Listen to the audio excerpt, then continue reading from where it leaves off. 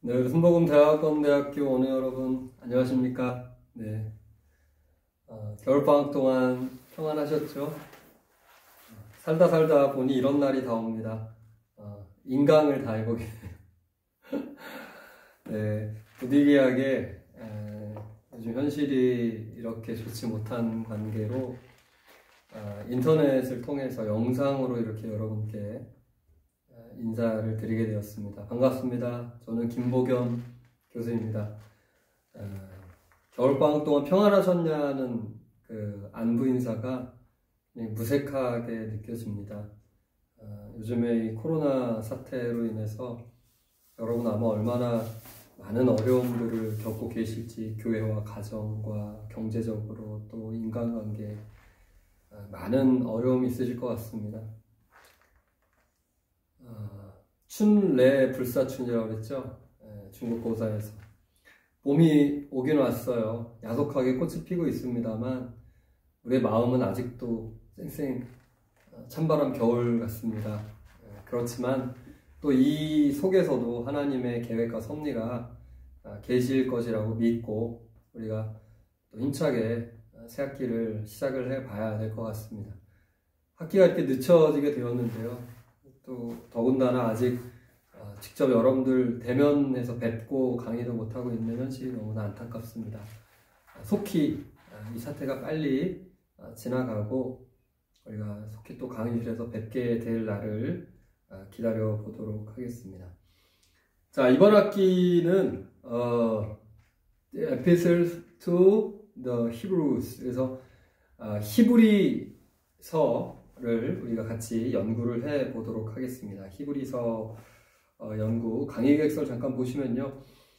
참고로 지금 여기 이제 보시는 이 파워포인트 자료와 PPT 파일과 그다음에 여러분들에게 필요한 것들 있죠. 발제표, 그다음에 또 과제물 제출에 대한 것들, 이런 모든 문서들은, 파일들은 다 학교 홈페이지에 새로 생긴 그 재택 강의 탭에 우리 그 히브리서 연구에 들어가시게 되면 이 내용들을 여러분들 다 다운받으실 수 있도록, 여러분들 직접 보실 수 있도록 해놓았으니까 그런 것들을 다 참고를 하시기 바라겠고요. 강의 계획서는 온라인 학사 시스템에 들어가서 여러분 각자 확인을 하시면 되겠습니다.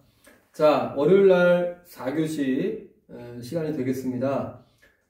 히브리서 연구고요.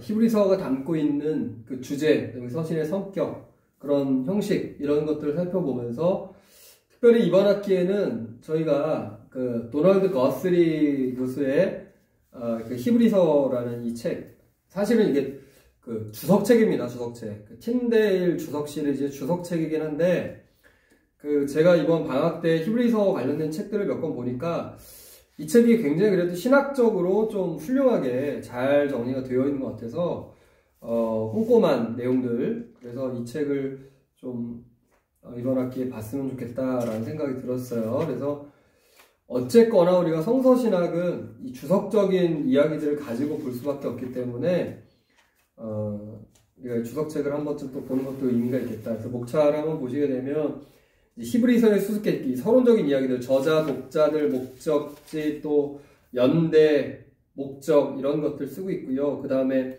89페이지부터 해서 본격적으로 이제 그 주석, 본문 주석을 쭉 해 나가고 있습니다. 그래서 내용이 조금 길 수도 있지만 우리가 이제 이번 학기가 좀 늦게 시작돼서 어떻게 될지 모르지만 할 수 있으면 한번 독파를 해보는 걸로요, 한 권을. 그래서 이 책을 각자 구매를 하시기 바라겠습니다. 자, 그렇게 하고 평가 방법은 출석 20%, 그다음 과제물 30%, 이 과제물이 중간고사를 대체합니다.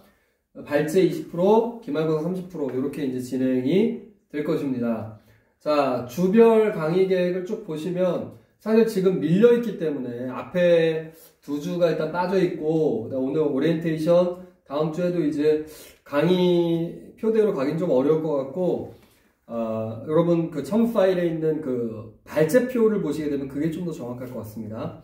자, 평가에 대해서 좀 먼저 설명을 드리자면, 자, 출석은 기존과 마찬가지 동일 15주로 계산을 합니다. 우리가 2주가 빠지긴 했지만 15주로 계산을 해서 20%의 점수가 들어가게 되고요. 그리고 발제가 20%가 있어요. 매주 이제 해당자가 발제표에 의해서 발제를 하게 됩니다. 죄송합니다. 물 한 잔만 좀 마시고.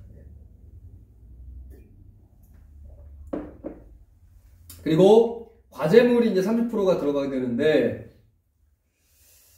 자, 여러분들 요새 자택에 격리되어 계시죠? 많이. 집에들 많이 계실 텐데, 미리 좀 준비하셨으면 준비를 하면 좋겠어요. 우리 중간고사 즈음에서 이제 제출을 받을 텐데, 자세한 설명은 잠시 후에 드리겠습니다만, 강의실에서 이것을 직접 시연을 하진 않을 겁니다. 읽는 설교를 하는 것은 하진 않을 거예요. 시간이 많이 가기 때문에. 제출만 할 텐데, 뭘 하느냐? 과제는 설교문을 제출하시게 될 겁니다. 설교문. 이게 웬 마른 하늘의 날벼락인가. 하지만, 할 수 있습니다. 제가 설명드리겠습니다. 어떤 식으로 할지. 가이드라인을 드릴 겁니다. 자, 그리고 이제 기말고사는 오프라인으로 시험을 보게 될 것입니다. 자, 발제. 기존하고 동일해 여러분 해오셨던 방법 그대로 맡겨진 여러분들 주의 분량을 A4 2매의 분량으로 이제 발제해 오시면 되겠는데, 요약과 코멘트로 구성이 되어지는데, 지난 학기에 성적을 내려고 봤더니, 강의평가를 들어가 봤더니 어떤 한 학생께서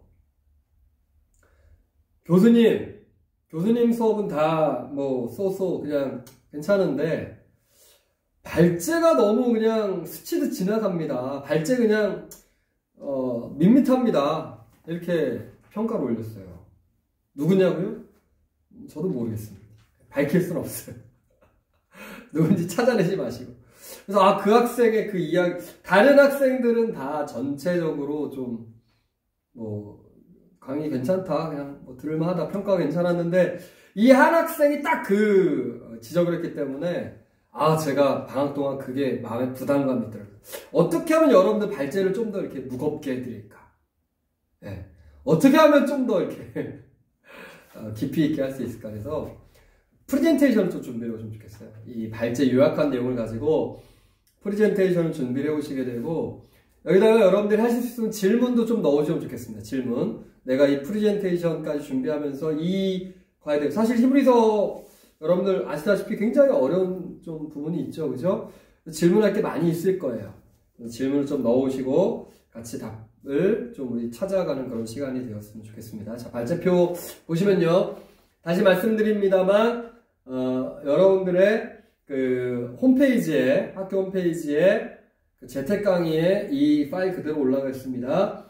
자, 3월 30일에 우리가 대면 강의를 첫 주 한다고 이제 가정을 하고, 4월 6일부터 본래적인 진도로서 들어갑니다. 김봉야 아구님이 첫 주를, 스타트를 끊어주시기 바랍니다. 여기, 성경의 장, 절, 그리고 교재의 페이지까지, 아시겠죠? 이건 성경 히브리서 1장 1절부터 4절이라는 얘기고, 교재 틴데일 주석, 우리 도널드 버스리의 책의 89에서 104에 해당되는 내용이다. 이렇게 이해하시면 되겠어요. 자, 5주 김남옥 이엘리아인데, 여기 보시게 되면은, 이제 2번씩 들어가 있는 데가 있잖아요. 그죠? 2번씩 들어가 있는 부분들도, 동일한 내용을 가지고 준비를 해 오시게 됩니다. 동일한 내용을 가지고. 여기가 좀 제가 틀리게는 것 같아요. 아마. 제가 이 한글 파일을 다시 수정을 하겠습니다. 아마 요 다음 내용이지 않을까 싶은데, 페이지가 왜 틀린 것 같아요. 요거는 좀 참고해 주시고 죄송합니다. 자, 둘째 주 김남옥, 이엘리아, 한혜정, 김영민, 박찬희, 이윤영 가는데, 같은 내용을 해오십니다. 같은 내용을. 나누지 마시고, 쪼개지 마시고, 같은 내용을 해오시기 바랍니다. 아시겠죠? 발제물을 그렇게 내시라는 거예요. 자, 5월 4일날, 오심선, 사구님 준비해 오시고, 윤희사, 김영신, 이의정, 김희주, 임성원, 박창원, 요 순서대로 표를 확인하셔서, 발제를 준비해 오시기를 바라겠습니다. 예, 제가 한글 파일은 다시 수정을 해서 올려놓도록 하겠습니다. 자, 이제 중요한 얘기가 나오죠. 설교문을 그러면 어떻게 쓰느냐. 자, 설교문 30%가 과제가 들어가는데, 제가 설교문도 샘플을 올려놓도록 하겠습니다. 샘플을 올려놓도록 하겠는데, 샘플을 넣어 놓을게요. 자, 발제에 해당되는 히브리서 본문으로 설교문을 작성하신다. 뭡니까? 무슨 얘기예요? 예를 들자면, 자, 예를 들면 박창원 학우님은 히브리서 13장 1절에서 25절이 본문이 되는 거예요. 임성원 학우님은 히브리서 12장 1절에서 29절이 되는 겁니다. 설교문을 써야 돼요, 본문이. 근데 교수님 저 내용 다 설교하기 너무 어렵겠는데요. 예, 내가 원하는 구절만 하시면 돼요. 저 범위 안에서. 이해되시죠? 무슨 말씀인지? 그 범위 안에서 내가 원하는 구절, 한 구절도 좋고, 뭐 10절도 좋고, 전체를 해도 좋고요. 그죠? 자, 설교문을 쓰시는데 그냥 무작정 쓰는 게 아닙니다. 잘 보세요. 자, 도입이 20%. 본문이라는 건 이제 주석 부분이 되겠죠. 그죠? 주석하는 부분들이 50%가 들어가게 되겠고, 그 다음에 마무리, 결론 부분이 30%가 들어갑니다. 그래서 2대 5대 3 비율을 좀 지켜주시라. 그렇다고 해서 뭐 칼같이 뭐 21%는 안 되냐, 18%는 안 되냐, 그런 게 아니라 비슷하게, 비슷하게 이제, 그러니까 비율이 너무 마침 부분만 한 50% 결론만 들어가고 이러면 안 된다는 거예요. 적절하게 좀 비율을 배분해 주시고, 그 다음에 주석은, 3구절 이상이 들어가야 됩니다. 본문 주석. 좋은 게 뭐겠어요? 네, 벌써 딱 감이 오시죠? 난 주석할 자신 없는데, 어디 보면 나와, 주석이? 책 보면 나오잖아요. 네. 원어 분해, 원어 분석 다 나옵니다. 자, 그런데, 만약에, 내 컴퓨터에, 헬라어 폰트가 안 깔려 있습니다. 영어로 하셔도 돼요. 영어 음가로. 이 헬라어를 영어로 쓸 수 있죠. 옮길 수 있죠. 아니면 난 그것도 못하겠습니다. 그냥 한글 음으로 쓰시면 됩니다. 뭐, 떼오스다면 한글로 떼오스 그냥 쓰시면 돼요. 그래도 인정하겠습니다. 중요한 건 내용이죠. 그죠? 3구절 이상이 들어가야 되고, 예화는 2개 이하로 합니다. 예화. 그래서 이 주석과 예화에는 각각 풋노트를 다루셔야 됩니다. 각 줄을 넣으셔야 돼요. 이게 인용이 어디서, 그러니까 인터넷에서 인용을 해도 좋아요. 좋습니다. 인정합니다. 인터넷에서 인용을 했으면 그 인터넷 그 인용한 주소를 넣으셔야 돼요. 출처가 분명해야 된다. 그렇게 해서 전체 인용한 내용의 3분의 2 이상이 그러니까 3분의 1 정도는 예화라든지 뭐 각주라든지 3분의 1 정도는 들어가 되지만 그것을 넘어서 3분의 뭐 절반가량이 막 표절이다 이러면 그것은 표절로 간주합니다. 설교 예시를 잘 참조해 주시고 그렇게 되면은 우리 학교 홈페이지에 그 재택 강의란에 첨부가 되어 있습니다. 그 과목, 재택 강의의 과목, 그 여러분들 해당되는 수업란에 자, 도입, 본문, 마침, 각주, 예화를 다 표기를 해줘야 돼요. 이거 예시된 설교문을 참고를 해주시기 바라요. 표절하시면 안 됩니다. 표절하시면 내용이 너무 그 다른 설교문 그대로 갖다 붙이거나 이러면 제가 점수를 드리지 않겠습니다. 그리고 우리의 이 설교문에는 에토스, 파토스, 로고스, 에토스, 파토스, 로고스라고 그러죠, 그죠? 이것도 제가 과제물에 대한 그런 예시 드린 내용에 보시면 잘 안내가 돼 있으니까 좀 기승전결도 있고 좀 우리 마음도 움직이는 그런 설교문을 좀 써주시라라는 저의 당부가 되겠습니다. 그래서 과제문 설교문은 5월 4일까지 아직 여유가 많이 있죠. 지금 미리 준비하셔서 그때 제출해 주시면 되겠습니다. 강의실에서 직접 제출하시면 되겠습니다. 네, 여기까지 질문 있습니까? 네, 질문 하고 싶어서 하실 수 없죠. 강의 계획서에 제 핸드폰 번호가 있으니까요. 카톡으로 언제든지 질문 주시면 이것으로서 중간고사를 대체를 하도록 하겠습니다. 자, 우리가 이번 학기도 이제 히브리서 성서신학의 영역에서 공부를 해봐야 될 텐데 언제부턴가 요즘은 이제 실용학문이 인기 있는 시대가 되었습니다. 순수학문, 기초학문이 점점 사라져가고 있어요. 대학에서도 점점 이제 상아탑, 이 학술적인 연구, 순수학문을 연구하는 그런 시도보다는 점차로 이제 취업사관학교, 취업학교와 같은 그런 대학의 분위기로 바뀌어지게 되었어요. 인문학의 영역들, 예를 들면 뭐 순수과학이라든지 법학에서도 기초법학 이런 과목들은 통통 강의실이 비어가는 그런 상황. 이런 것들을 보면서 인문학의 설 자리, 기초 학문의 설 자리가 점차 이제 사라져가고 있다. 그러다 보니까 금융위기 이후 10년 인문학이 사라진다 이런 말이 나올 정도로 현실이 그렇게 바뀌어지고, 여기 보시면 그 문사철이라죠. 문사철, 폐강이 속출하고 있는 문사철 뭡니까? 인문, 사학, 철학 이런 것들은 안 가려고 그래요. 취업도 안 되고, 그렇죠? 네. 자, 실제로 학과의 입학 정원도 인문학은 마이너스입니다. 마이너스. 자연공학도 마이너스고, 그죠? 자, 이렇게 되면서 점점 세상은 많이 발전했어요. 4G, 5G 시대가 됐고 4차 산업혁명 시대가 되고 했는데, 자, 그러다 보니까 지금 시대의 사람들을 뭐라고 하냐면, 여러분 들어보셨습니까? 호모사피엔스라는 말 들어보셨어요? 호모사피엔스. 네. 호모사피엔스가 아니라 사람이 점점 진화하는데 어떻게 진화해요?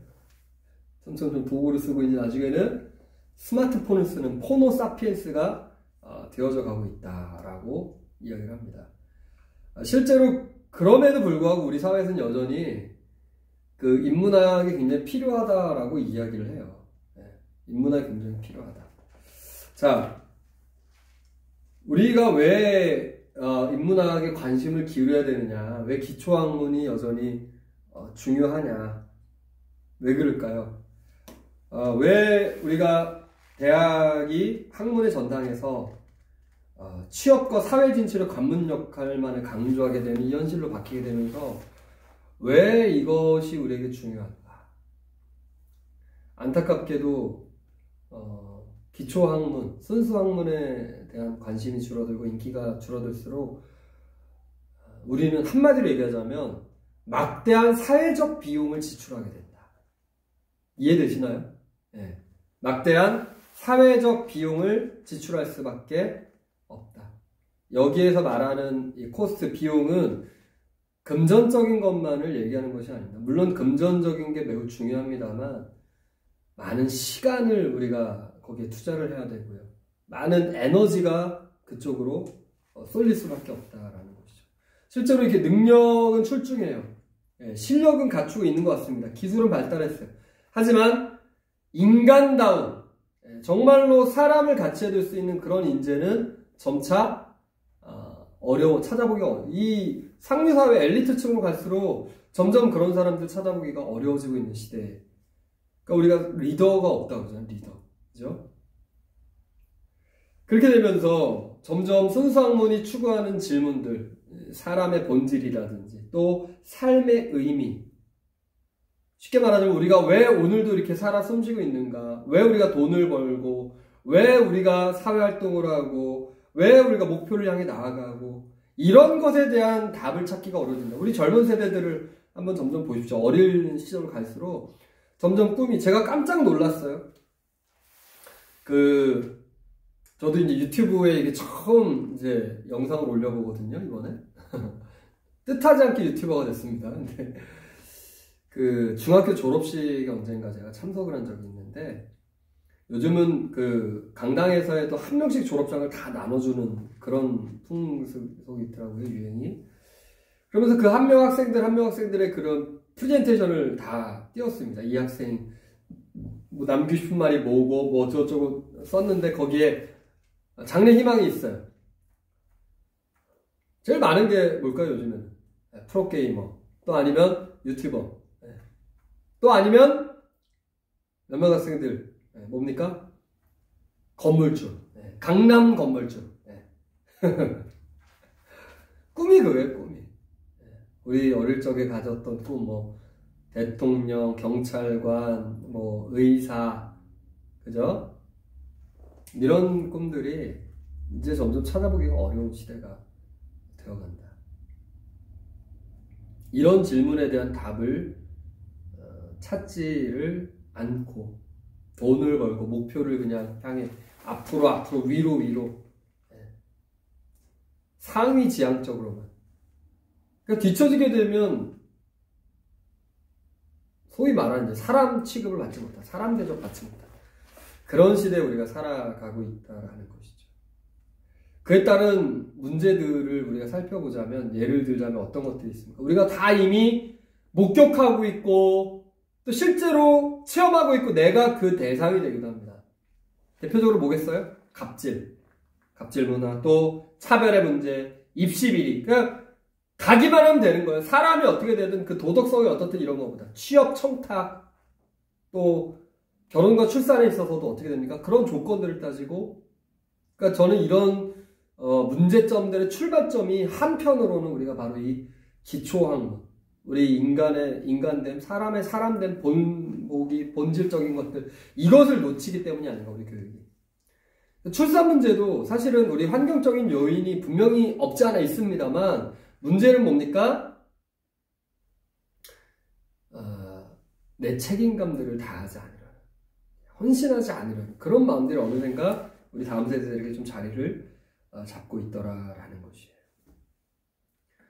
그러나 우리 그 5G 시대를 선도해 나가고 있는 스티브 잡스, 이제 돌아가셨지만 스티브 잡스라든지 마크 주커버그라든지 알리바바의 그 마윈이라든지 이런 사람들도 다 보면 유튜브 창업자가 수잔 워치츠키, 그죠? 여자더라고요. 여자분이신데 역사와 문화를 전공했어요. 이분 역사와 문학을 전공했고, 그죠? 영어 전공, 인문학 전공, 심리학 전공. 그러니까 결국엔 뭐다? 기술도 다 아무리 세상이 발달해 가도 달라진 문명 속에서도 여전히 사람을 향해 가야 된다. 사람이 답이라는 거예요. 성경은 뭐라고 얘기합니까? 우리가 이제 공부할 히브리서에서는 이렇게 얘기하고 있습니다.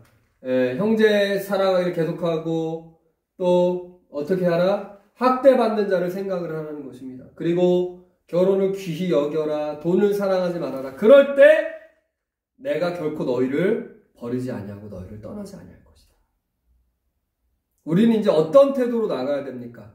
우리가 신학에서도 이 부분을 적용을 해보자면, 많은 경우 요즘 우리 젊은 신학도들은요, 이 실용적인 신학, 실천적인 신학, 이런 것들에 많이 관점. 예를 들면 예배학이라든지 선교학, 찬양 인도, 역사 신학, 교회사, 이게 나쁘다는 것은 아닙니다. 순위를 매겨보자면 실천신학이 1등, 그 다음에 조직신학, 성서신학은 좀 꼴등인 것 같아요.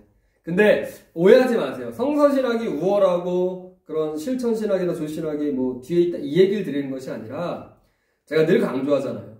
이게 얼마나 조화롭게 갈 수 있냐. 즉, 실천신학, 우리 그 일반 학문에서도 기초학문이 기초를 잘 닦아주고, 그 베이스 하에 이제 실용적인 학문들이 쌓아 올라갈 때 건강한 그런 학문 체계와 사회가 될 수가 있는데, 우리 신학에서도 마찬가지예요. 우리의 기본이 되는 건 뭐다? 바로 디모데전서 4장에 나오듯이 하나님 말씀과 기도로서 우리가 거룩해진다. 그렇기 때문에 그리스도 예수의 좋은 일꾼이 되어서 우리가 믿음의 말씀과 또 네가 따르는 좋은 교훈으로 양육을 받아라.